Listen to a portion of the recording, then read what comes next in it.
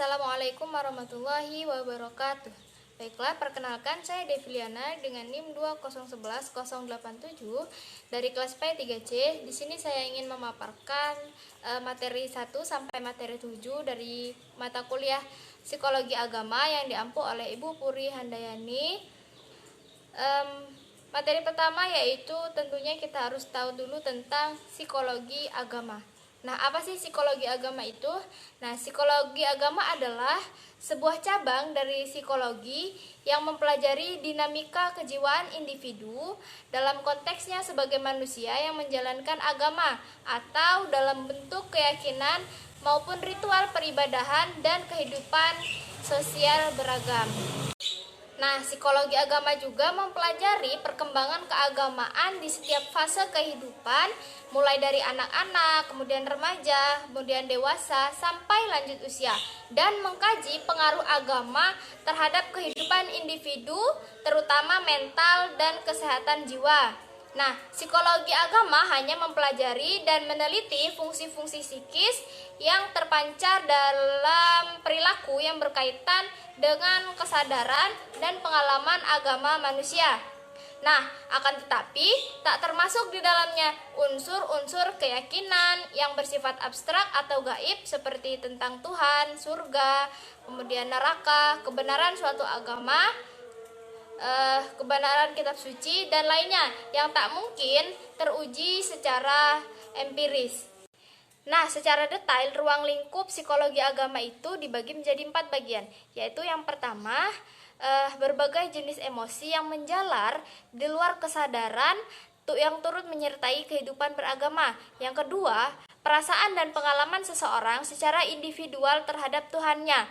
Nah, yang ketiga, mempelajari, meneliti, mengkaji, serta menganalisis pengaruh kepercayaan dan agama terhadap adanya kehidupan setelah kematian. Dan yang terakhir adalah meneliti dan mengkaji kesadaran dan perasaan individu terhadap kepercayaan yang berhubungan dengan surga dan neraka.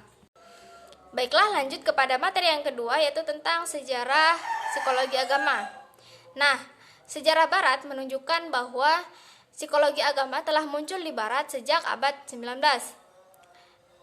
Psikologi digunakan sebagai metode dalam memahami fenomena keagamaan berupa sikap, kemudian pola pemikiran, tradisi, dan lain-lain. Nah, perkembangan psikologi agama di Barat mengalami pasang surut. Bersamaan dengan perkembangan modern pada tahun 1890-an, psikologi berkembang pesat. Tetapi pada tahun 1930 sampai 1950, psikologi agama mengalami penurunan. Nah, setelah itu meningkat bahkan berkembang pesat pada tahun 1970 sampai sekarang. Nah, sedangkan di dunia timur, khususnya di wilayah-wilayah kekuasaan Islam, tulisan-tulisan yang berisi kajian tentang hal serupa belum sempat diberi isi. Nah, seperti contoh pada tulisan Muhammad Ishaq Ibnu Yasar pada abad ke-7 Masehi berjudul Al-Siyar wa Al-Maghazi, berisi beragam fragmen dari biografi Nabi Muhammad SAW. Nah, banyak sekali tulisan-tulisan ilmuwan muslim yang mengenai masalah-masalah serupa tadi. Namun sayangnya karya-karya tersebut tidak dapat dikembangkan menjadi disiplin ilmu tersendiri, yaitu psikologi agama, seperti halnya yang dilakukan oleh para ilmuwan barat. Nah, kalau di tanah air, perkembangan psikologi agama dipelopori oleh tokoh-tokoh yang memiliki latar belakang profesi sebagai ilmuwan, kemudian agamawan, dan ronde kedokteran. Nah, di antara karya-karya awal yang berkaitan dengan psikologi agama adalah buku Agama dan Kesehatan Badan atau Jiwa, tulisan Profesor Haji Aulia. Nah, banyak sekali buku-buku lain yang membahas tentang psikologi agama. Dan sejak menjadi disiplin ilmu yang berdiri sendiri, perkembangan psikologi agama dinilai cukup pesat dibandingkan usianya yang masih sangat muda. Nah, perkembangan psikologi agama yang cukup pesat ini antara lain ditandai dengan diterbitkannya beragam karya tulis, berpihak kepada yang benar buku maupun artikel dan jurnal yang berisi kajian tentang bagaimana agama dalam kehidupan manusia. Selanjutnya, dalam psikologi agama terdapat beberapa metode dalam psikologi agama. Yang pertama ada metode dokumen pribadi atau personal dokumen, kemudian kuesioner dan wawancara, ada metode tes, ada metode eksperimen, kemudian observasi, kemudian ada studi agama berdasarkan antropologi budaya, kemudian ada pendekatan terhadap perkembangan, ada metode klinis proyektivitas, kemudian ada metode umum proyektivitas, kemudian metode apresiasi nomotatik, kemudian metode studi kasus, dan yang terakhir adalah metode survei. Baiklah, materi yang ketiga adalah perkembangan jiwa keagamaan pada anak-anak dan remaja. Nah, perkembangan jiwa beragama pada anak-anak umumnya adalah perkembangan yang masih awal. Namun, sebenarnya sebelum masa anak-anak telah mendapatkan sebuah pendidikan tentang keagamaan, yaitu dalam kandungan, kemudian masa pranatal dan masa bayi. Nah, meskipun pada saat itu penerimaan agama tersebut belum dapat diberikan secara langsung, misalnya dalam kandungan, seorang janin hanya bisa menerima rangsangan atau respon dari sang ibu saat sang ibu sedang sholat, kemudian mengerjakan perintah-perintah agama. Nah, menurut penelitian Ernest Harms, perkembangan anak-anak itu melalui beberapa fase atau tingkatan. Ia mengatakan perkembangan agama pada anak-anak itu mengalami 3 tingkatan, yaitu yang pertama, the fairy tale stage atau tingkat dongeng. Nah, tingkat ini dimulai pada anak umur 3-6 tahun. Pada tingkatan ini, konsep mengenai Tuhan lebih banyak dipengaruhi oleh fantasi atau emosi. Nah, tingkatan yang kedua adalah the realistic stage atau tingkat kenyataan. Pada tingkat ini dimulai sejak anak-anak mulai masuk kepada sekolah dasar hingga ke usia atau masa usia adolescence. Nah, pada masa ini ide-ide ketuhanan anak-anak sudah mencerminkan konsep-konsep yang berdasarkan kenyataan atau realitas. Nah, tingkatan yang ketiga adalah the individual stage atau tingkat individu. Nah, pada tingkat ini anak telah memiliki kepekaan emosi yang paling tinggi, kemudian sejalan dengan perkembangan usia mereka. Memahami konsep keagamaan pada anak-anak ini berarti memahami sifat agama pada anak-anak. Nah, sesuai dengan ciri yang mereka miliki, maka sifat agama pada anak-anak ini tumbuh mengikuti pola ideas konsep on authority. Nah, ide keagamaan pada anak hampir sepenuhnya autoritarius. Maksudnya, konsep keagamaan ada pada diri mereka. Mereka telah melihat, kemudian mengikuti apa yang dikerjakan dan diajarkan oleh orang dewasa. Nah, kemudian perkembangan jiwa keagamaan pada remaja. Segala persoalan dan problema yang terjadi pada masa-masa remaja itu sebenarnya merupakan bagian atau berkaitan dengan usia yang mereka lalui. Hal ini juga tidak dapat dilepaskan dari pengaruh lingkungan di mana mereka hidup. Nah, dalam hal itu, suatu faktor penting yang memegang peranan yang menentukan kehidupan remaja itu adalah agama. Selanjutnya, perkembangan agama pada masa remaja itu terjadi dalam beberapa aspek. Yang pertama, pertumbuhan pikiran dan mental, perkembangan perasaan, pertimbangan sosial, perkembangan moral, sikap dan minat, dan ibadah.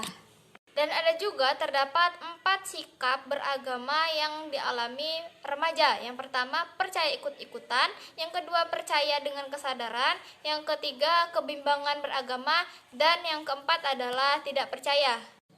Kemudian beralih ke materi yang keempat, yaitu perkembangan jiwa keagamaan pada dewasa dan lansia.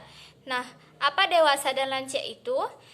Masa dewasa awal adalah masa pencarian kemantapan dan reproduktif, yaitu suatu masa yang penuh dengan masalah dan ketegangan emosional, periode isolasi sosial, kemudian periode komitmen, dan masa ketergantungan, perubahan nilai-nilai, kreativitas, dan penyesuaian diri pada pola hidup yang baru. Nah, kisaran umurnya yaitu antara 21 tahun sampai 40 tahun. Nah, sedangkan periode selama usia lanjut atau lansia tadi, yaitu ketika kemunduran fisik dan mental terjadi secara perlahan-lahan dan bertahap yang disebut masa proses menjadi tua. Nah, usia lanjut adalah periode penutup dalam rentang hidup seseorang. Kemudian sikap keagamaan pada orang dewasa. Nah, sikap keagamaan pada orang dewasa ini merupakan kelanjutan dari masa remaja. Dan pada periode ini biasanya manusia sudah mapan secara psikologis. Nah, sejalan dengan tingkat perkembangan usianya, maka sikap keagamaan pada orang dewasa memiliki ciri-ciri yang antara lain adalah menerima kebenaran agama berdasarkan pertimbangan pemikiran yang matang, bukan sekedar ikut-ikutan seperti pada masa remaja. Nah, yang kedua cenderung bersifat realistis. Dan yang ketiga bersikap positif terhadap ajaran dan norma-norma agama. Yang selanjutnya tingkat ketaatan beragamanya didasarkan atas pertimbangan dan tanggung jawab. Selanjutnya ada bersikap lebih terbuka dan wawasan yang lebih luas. Kemudian bersifat kritis juga terhadap materi ajaran agama. Dan yang terakhir terlihat adanya hubungan antara sikap keberagamaan dengan kehidupan sosial.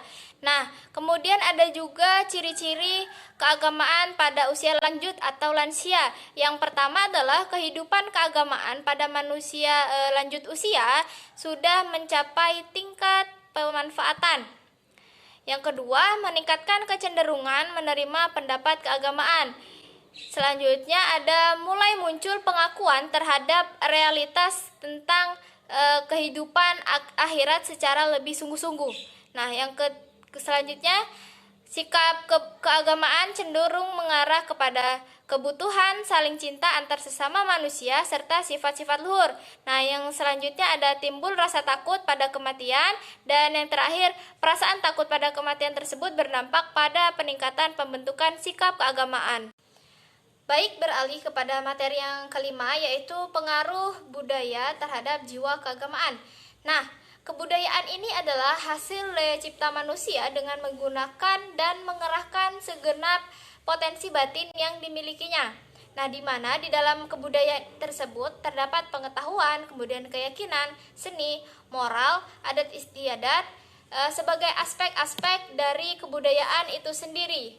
Kemudian secara fenomena, kebudayaan dalam era global mengarah kepada nilai-nilai sekuler yang besar pengaruhnya terhadap perkembangan jiwa keagamaan.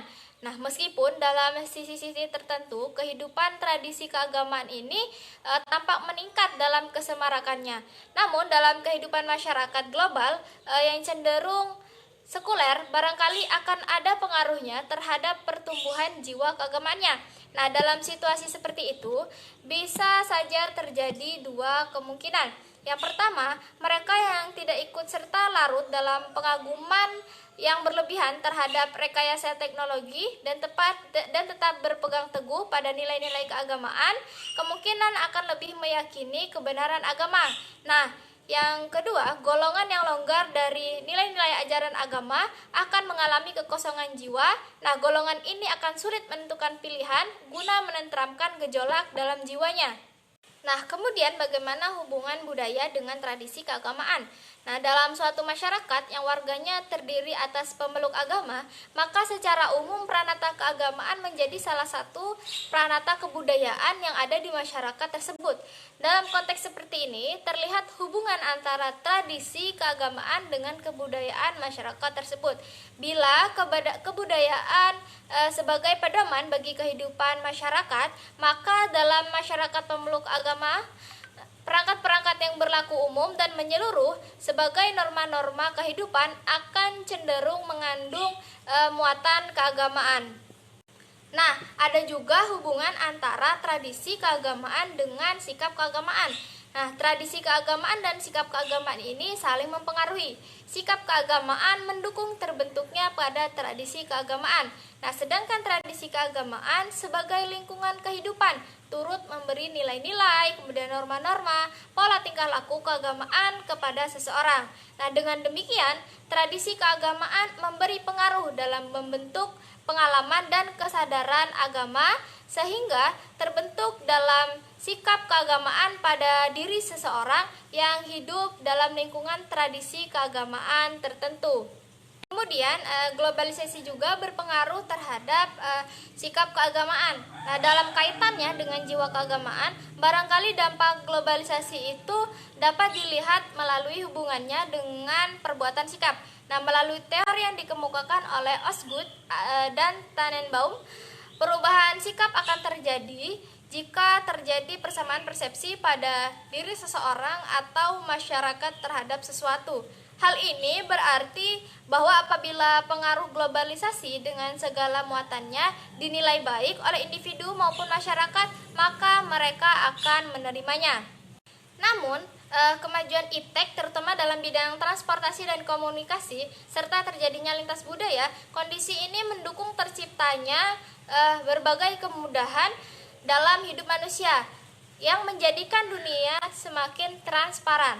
Nah, pengaruh ini ikut melahirkan pandangan yang serba boleh, yang apa sebelumnya dianggap sebagai tabu, selanjutnya dapat diterima dan dianggap biasa. Sementara itu, nilai-nilai tradisional mengalami perubahan sistem nilai. Nah, bahkan mulai kehilangan pegangan hidup yang bersumber dari tradisi masyarakatnya, termasuk ke dalamnya sistem nilai yang bersumber dari ajaran agama.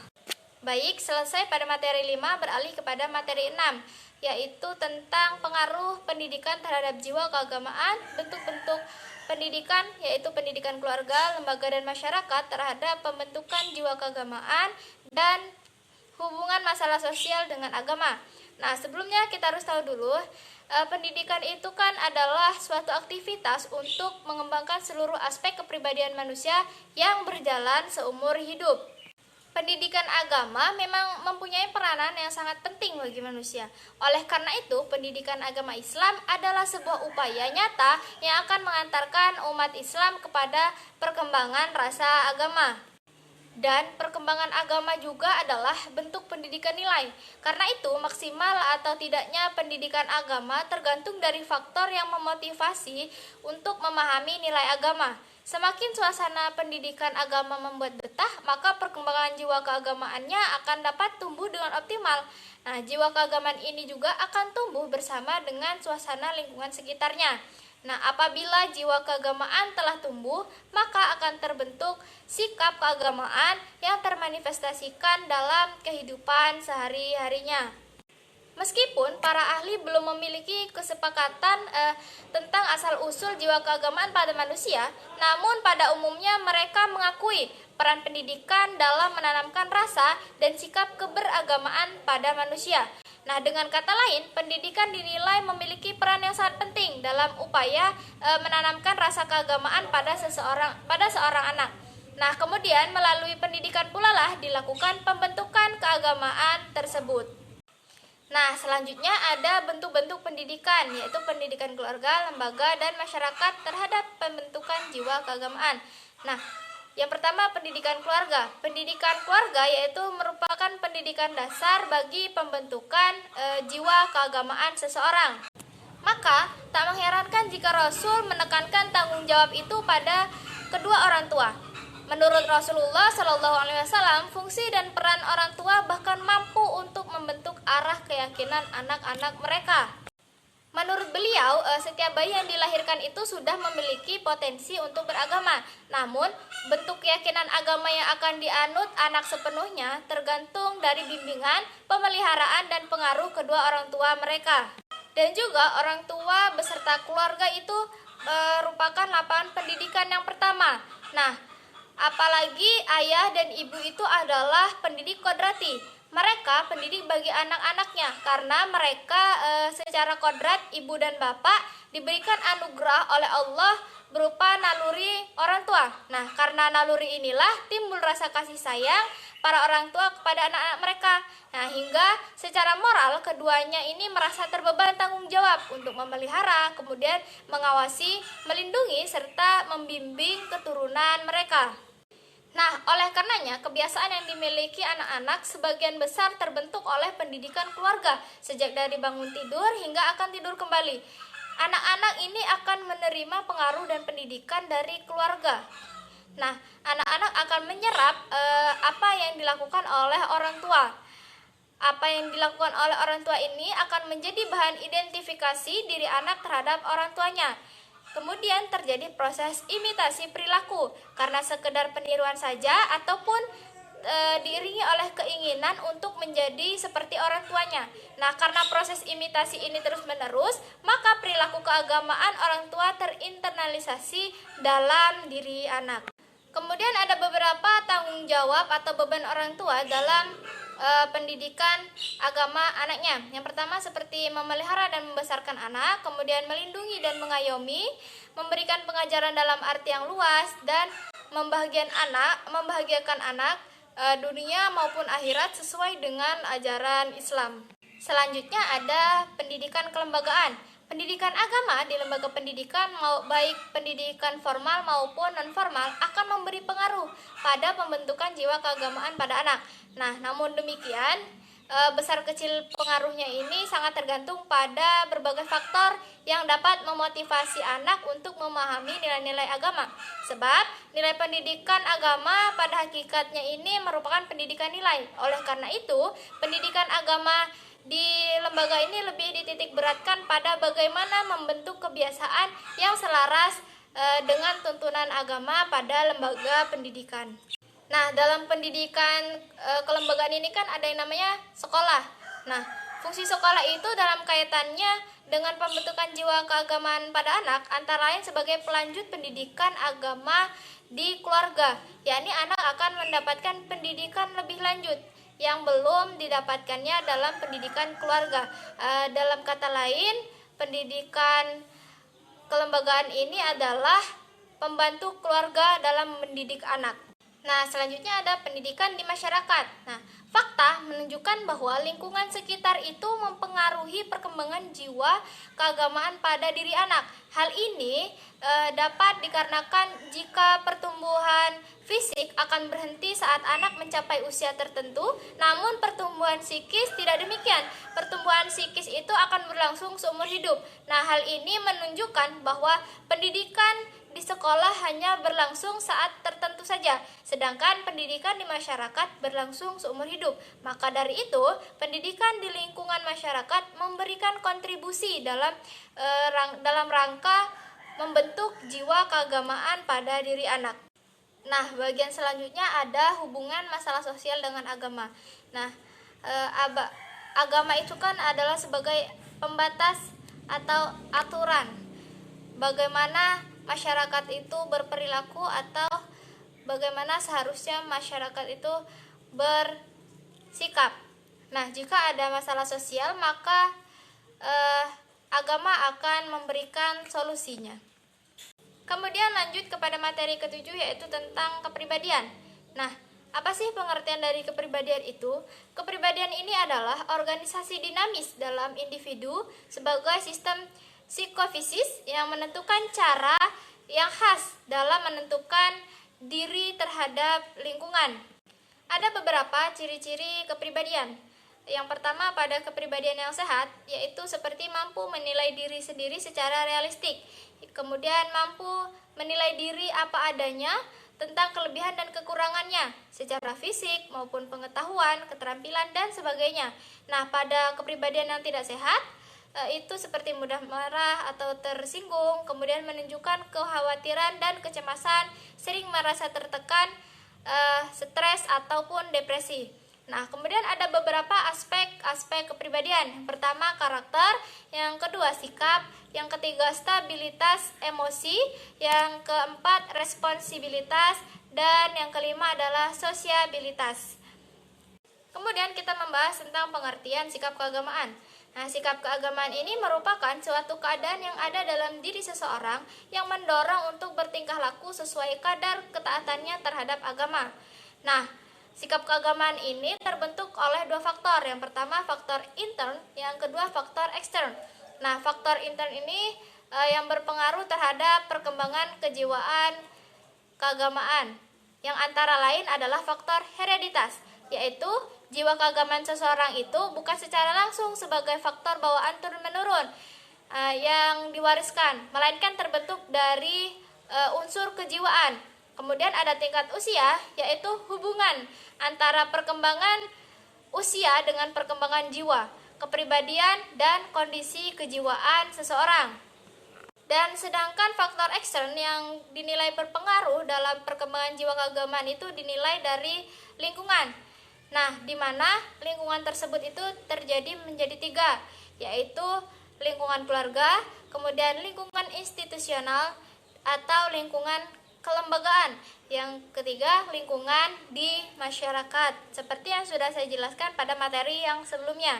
Nah, pada pembagian bahasan selanjutnya adalah aspek dan dinamika kepribadian dalam pembentukan sikap keagamaan. Yang pertama ada aspek biologis, yaitu seseorang ini didasarkan atas konstitusi tubuh yang dimiliki seseorang. Yang kedua ada aspek sosiologis. Aspek sosiologis ini didasarkan pada pandangan hidup dan kualitas sosial seseorang. Nah, kemudian pada aspek psikologis, dalam pembagian tipe kepribadian berdasarkan psikologis ini, Profesor Heyman mengemukakan bahwa dalam diri manusia terdapat 3 unsur. Yang pertama emosionalitas, aktivitas, dan fungsi sekunder. Nah, selanjutnya ada dinamika. Dinamika kepribadian ini bergerak dan menghasilkan perubahan.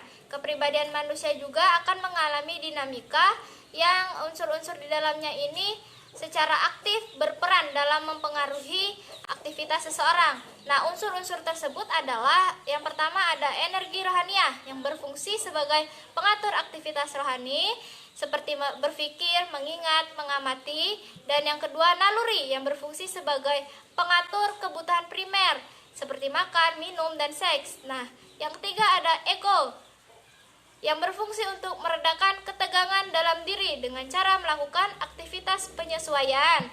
Nah, yang keempat ada superego yang berfungsi sebagai ganjaran batin, baik berupa penghargaan yang seperti rasa puas maupun berupa hukuman seperti rasa bersalah. Baiklah, hanya itu saja yang dapat saya paparkan dari materi 1 sampai materi 7 dari mata kuliah Psikologi Agama yang diampu oleh Ibu Puri Handayani. Cukup sekian, terima kasih. Saya akhiri, wassalamualaikum warahmatullahi wabarakatuh.